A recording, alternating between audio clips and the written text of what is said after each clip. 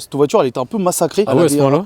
Ouais, elle avait un stage 3 hard. Et en fait, le mec la prenait que pour faire du run en fait. C'était une caisse de run, voilà. C'était vraiment une caisse, ça faisait 400 pétards. C'était des pops à non plus finir, laisse tomber. C'était un truc de dingue. T'as eu beaucoup de problèmes dessus du coup? Ouais, j'ai eu pas mal de problèmes. En fait, je l'ai eu. Le mec, déjà, pour avoir de la patate et marcher fort, Ouais. il avait une avance rapide. Donc là, il y avait un décalage de distribution, décalé dedans. J'avais des phaseurs d'arbre à cam. J'avais un autre souci, c'est qu'il m'avait déplacé la sonde lambda parce qu'il m'avait fait une bidouille sur la ligne. D'ailleurs, là, je la refais vraiment propre. Il m'avait déplacé la sonde lambda à côté de la batterie, je sais pas quoi, machin.